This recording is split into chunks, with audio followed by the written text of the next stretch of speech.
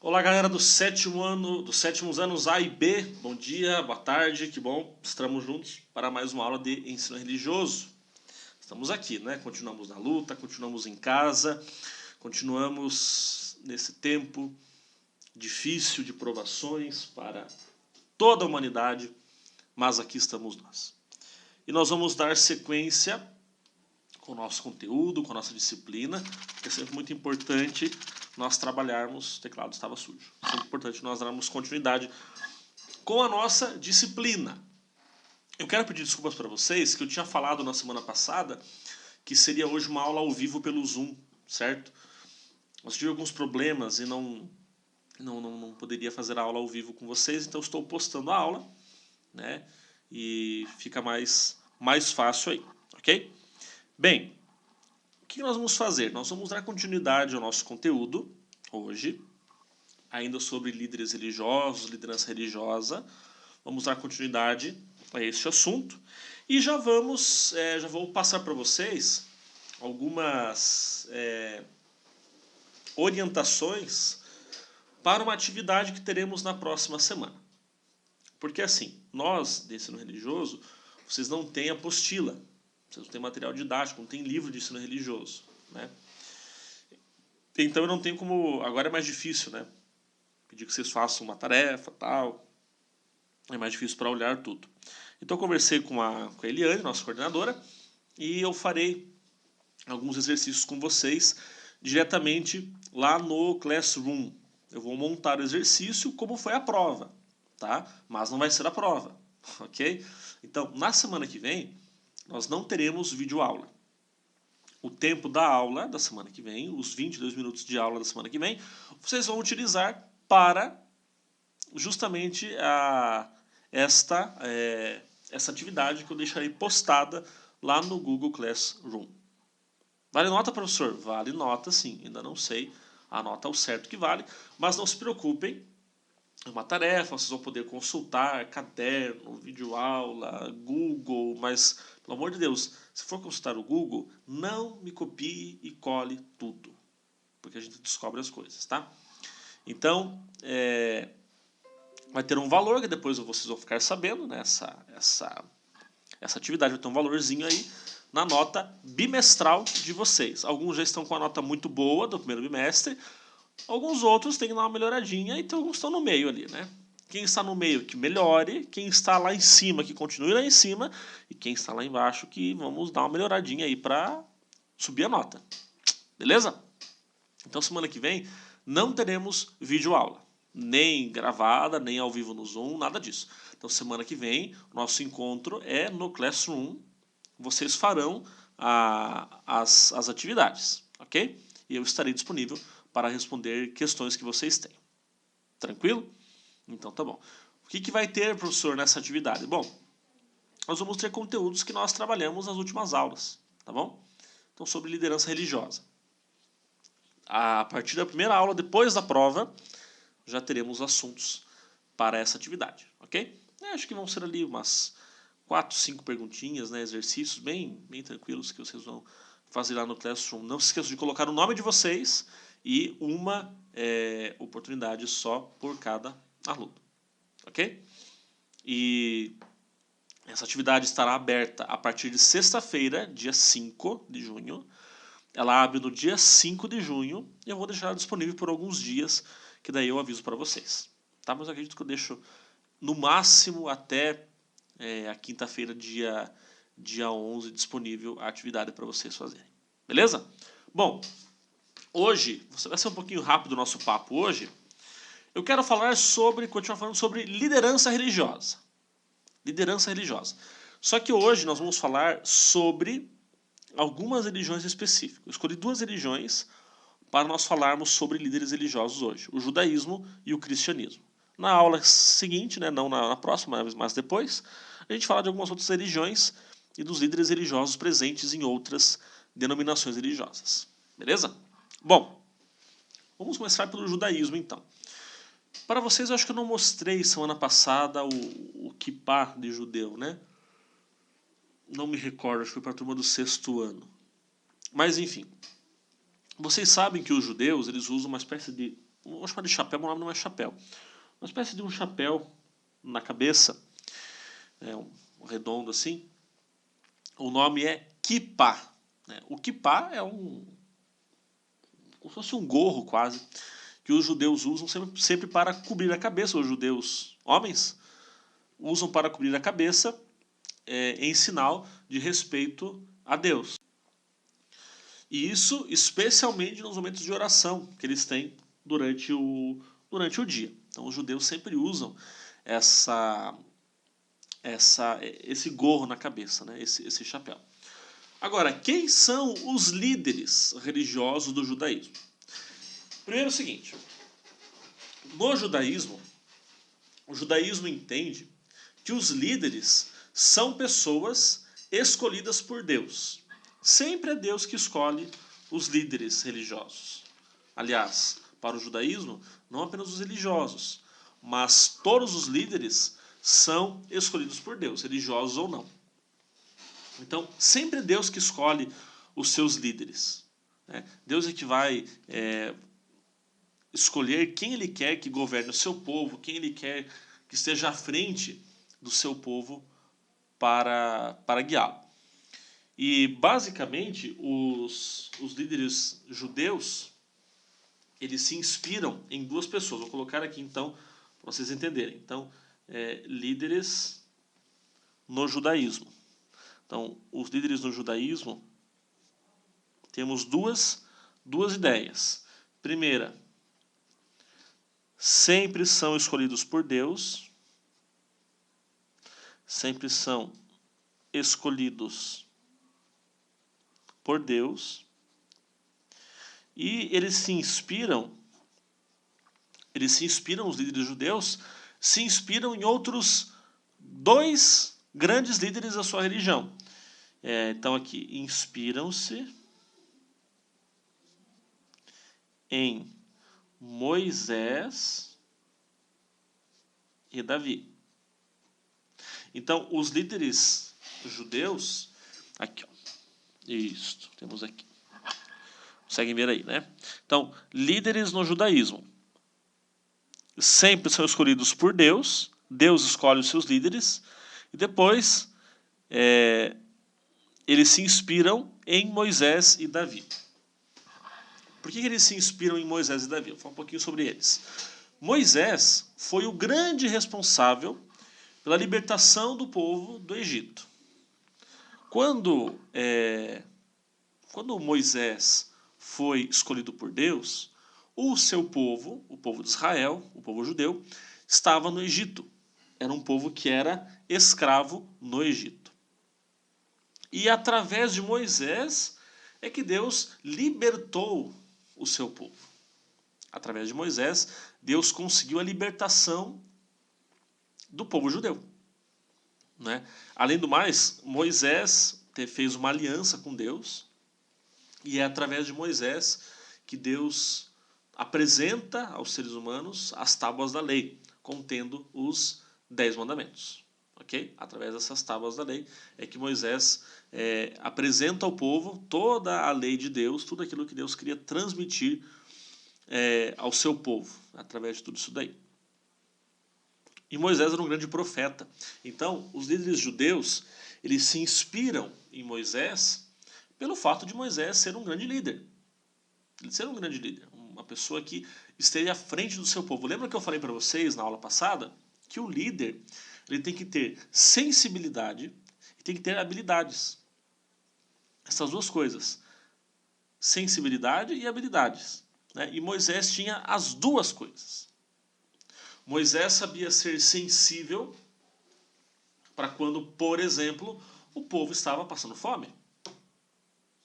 Moisés sabia ter a habilidade certa de guiar o seu povo em momentos difíceis, momentos de provação, momentos conturbados da sua vida. E Moisés é uma pessoa que passou por muitos sofrimentos, né? Como vocês sabem na história bíblica, o nome Moisés significa tirado das águas. Por quê? Porque Moisés nasceu e sua mãe não poderia criá-lo. ela então pegou o menino, né, Moisés, colocou dentro de um cestinho de palha, que hoje em dia algumas crianças dormem nesse cestinho chamado de Moisés, colocou o Moisés lá dentro e colocou o cestinho no mar e jogou. E o Moisés foi navegando, navegando, navegando, até que uma pessoa lá no Egito mesmo, próxima do faraó, é que encontrou Moisés e resolveu cuidar dele, né? Cuidá-lo e criá-lo também em sua casa. Agora, o outro líder no qual os judeus se inspiram é Davi, né? O Davi, ele é admirado por ser um rei justo e devotado ao seu povo. O que isso quer dizer? Que Davi era um rei que sabia ser justo, sabia ser honesto, ter e praticar justiça com as pessoas, e que ao mesmo tempo Davi era um rei que sempre colocava o seu povo à frente das coisas. Então, para Davi, nada era mais importante do que o seu povo. Ele governava para o seu povo, realmente. Então, para os judeus, Davi é um exemplo por causa disso. De boa liderança, de boa comprometimento com as pessoas. Por isso que Davi é um bom líder, de maneira geral, para os judeus. Certo? Além disso, né, as pessoas atribuem a Davi uma grande sabedoria. Diziam que Davi era muito inteligente. Para você ser um líder, você tem que ser também muito inteligente, né? Então, Davi era esse líder que tinha essa inteligência acima do normal. Era mais inteligente do que as outras pessoas. E essa inteligência de Davi era muito importante para conduzir as pessoas e para ter a sua liderança de forma geral. Essa liderança de Davi era muito importante. E, inclusive, na Bíblia, há um livro chamado Livro dos Salmos. O livro dos Salmos, ele é atribui-se a autoria do livro dos Salmos a Davi. Uma parte para Davi e outra parte para outro rei muito conhecido, que era Salomão. Né? Claro, a gente sabe que eles não escreveram tudo, mas boa parte dos Salmos, a escrita é atribuída a esses dois reis, Davi e Salomão. Então, só para vocês entenderem, né? Então, daí de onde que vem a liderança religiosa no judaísmo? O principal líder religioso judeu se chama Rabino. Rabino. Rabino vem de Rabi, ou de Rabuni, ou de Raboni. Rabi é no hebraico, e se não me engano, Rabuni ou Raboni é no idioma aramaico. Jesus falava aramaico e hebraico. No hebraico, a palavra Rabi significa mestre. Então, o rabino, ele é um grande mestre. Se a gente fosse comparar o rabino, ele seria como um pastor, como um presbítero, como um sheik, né, do islamismo, né? Então, o rabino, ele é até hoje, né, porque eles existem ainda, né? O rabino é uma figura muito importante para os judeus, porque o rabino, ele é o líder principal dos judeus. E o rabino, ele tem autoridade para ensinar sobre a escritura, falar sobre ela e interpretá-la. Essa função, não é cargo, né? não é um emprego, nós vamos colocar como esse cargo. Né? Esse cargo, essa missão do rabino, ela surge por volta do ano 70 a.C. 7 décadas antes do nascimento de Jesus, o templo de Jerusalém ele foi completamente destruído. Completamente destruído. Aliás, os templos judeus sempre foram, ao longo da história do judaísmo, né, lá mesmo na Terra Santa, em Israel, sempre foram destruídos por outros inimigos, né, de outras terras. Agora, os rabinos surgem justamente numa época em que o templo estava destruído. Para recuperar a dignidade deste templo e, ao mesmo tempo, estudar a escritura, estudar a lei, né, que o judeu chama de Torá, estudar a Torá, que o judeu assim chama. Eu tenho aqui um exemplo, né, da Bíblia, entre aspas, dos judeus, eu vou mostrar para vocês.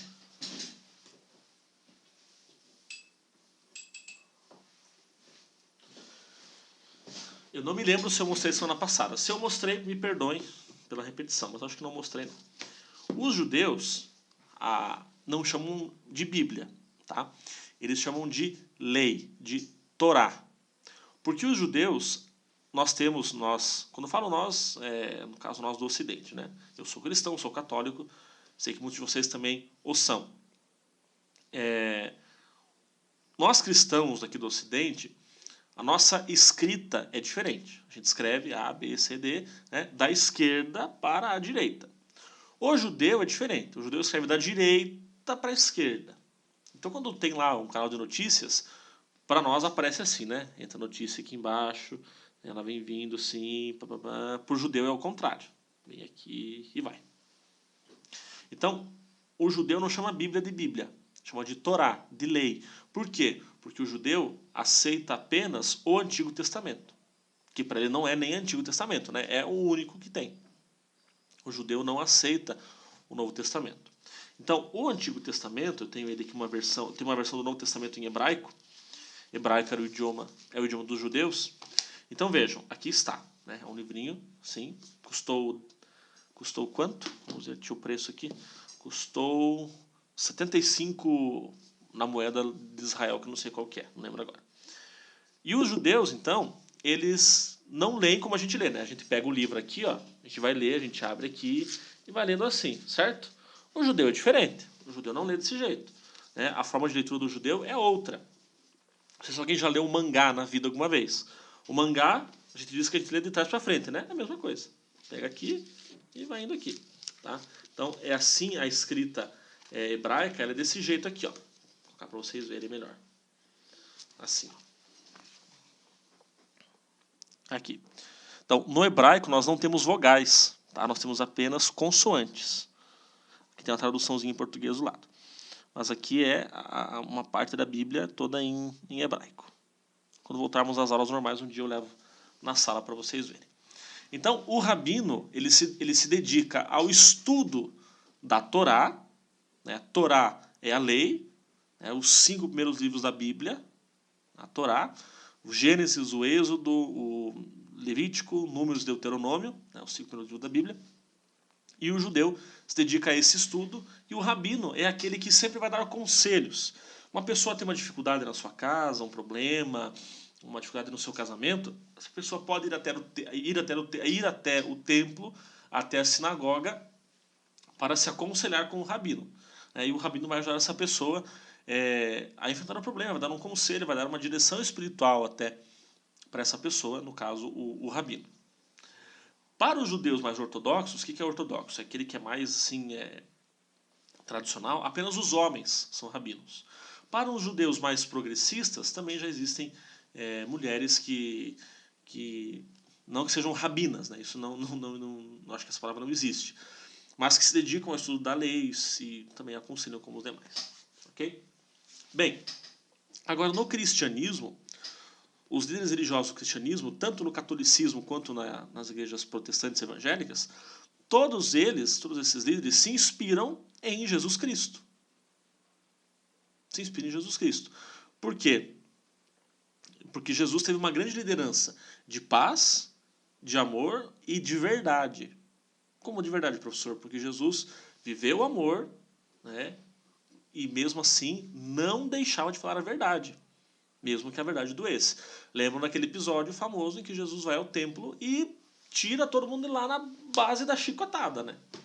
Porque estavam fazendo da casa, como ele diz na passagem da Escritura, fizeram da casa de meu pai uma casa de comércio. E não é um comércio, a igreja, o templo, né? E Jesus se revoltou com isso. O cristianismo, ele se divide praticamente em 2 correntes religiosas. O catolicismo e o protestantismo. O catolicismo se divide em Igreja Católica Apostólica Romana, em Igreja Católica Ortodoxa e várias outras.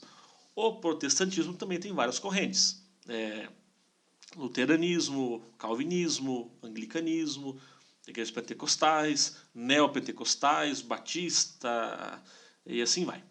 Tá? Presbiterianos, metodistas, assim vai. Agora, na Igreja Católica, o líder mais conhecido é o Papa, né? O Santo Padre. O Papa, hoje é Francisco, é o líder supremo da Igreja Católica, é o Papa. Né? Na Igreja Ortodoxa, eles não têm uma autoridade geral para todos. É porque a Igreja Ortodoxa ela se divide em outras igrejas de acordo com a região geográfica do Oriente. Então tem o patriarca de Constantinopla, tem o patriarca de Moscou, tem o patriarca de vários lugares. E eles são independentes, né? Um não precisa ser subordinado ao outro. Então na Igreja Católica é o Papa, e depois do Papa vem os cardeais, os bispos, os padres, os diáconos, as freiras, né?